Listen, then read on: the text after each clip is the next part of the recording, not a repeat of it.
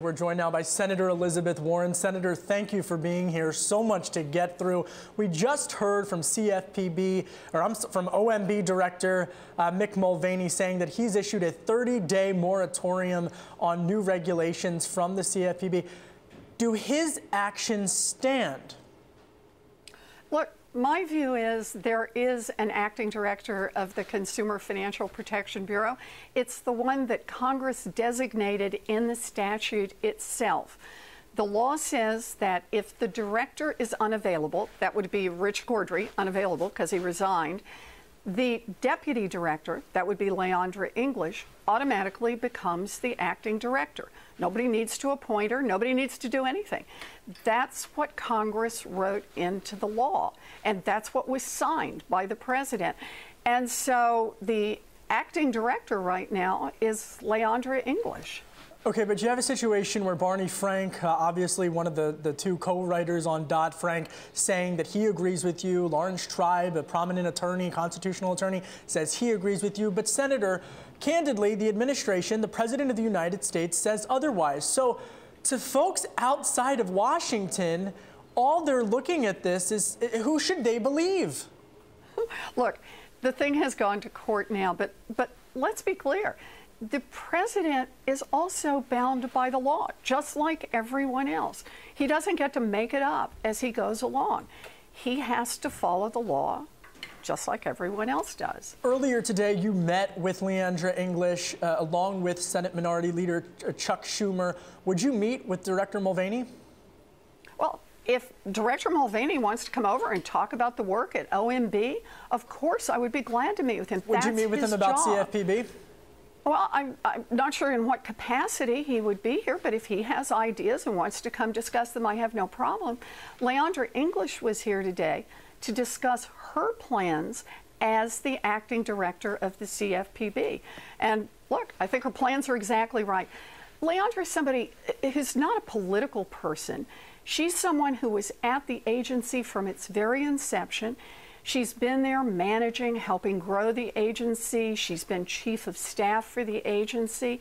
She hasn't been there in a political position. She's been there on behalf of the American people. And so when that agency managed to force big financial institutions to return more than $12 billion directly to people they cheated, when it handled more than 1.2 million complaints, when it went after Wells Fargo and outed them for creating fake accounts, Leandra was there because Leandra is there to fight for consumers. Senator, and I think that's what the consumer agency needs. One of the things that Director Mulvaney just said at that news conference was that he doesn't understand why the CFPB didn't catch Wells Fargo. It's a criticism we've heard from House Republicans and for several years, as you know. But what's your response to that? You know, look, I wish the Republicans would just get straight on their story. Because what they've said over and over and over again is, oh, that agency is just too tough. It moves too aggressively. It moves too fast against these poor, pitiful, giant financial institutions.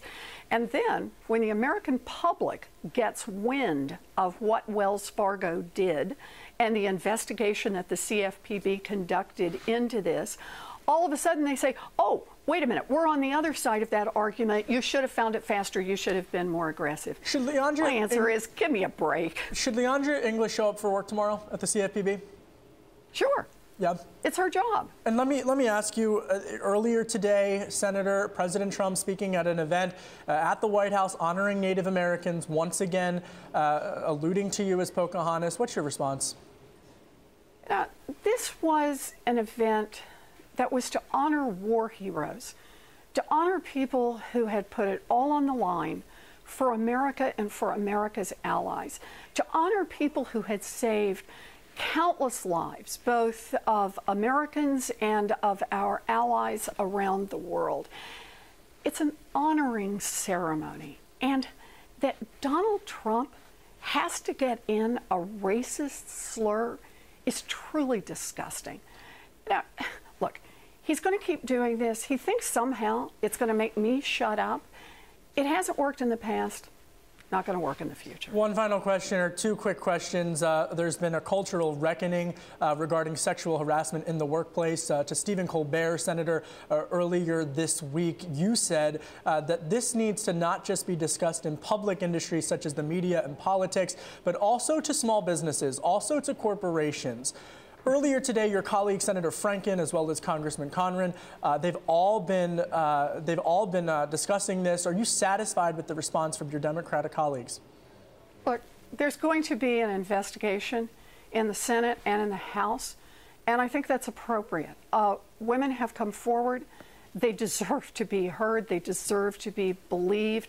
The charges are terrible, but there will be an investigation here. What I want to see is I want to see real change. You know, the question now is this just going to be a moment where this is on the news, but then everybody goes back to business as usual? Or is this going to be a time when there is real change, when the consequence of Me Too, where women bravely come forward and another group of women come forward and another group of women come forward, change lives not just for public figures, but for everyone?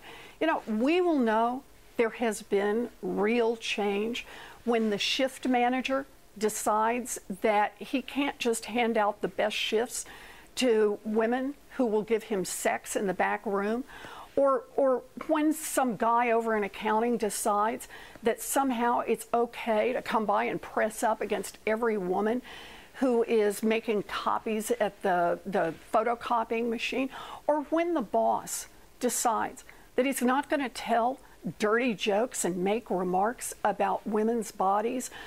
When those changes occur, then we will know, as a country, we're a better people. We've made real change that we need to make, and that's what I'm going to stay in there and fight. Senator Elizabeth Warren, busy day for you, busy week for you, and of course tomorrow, Jerome Powell at the Fed.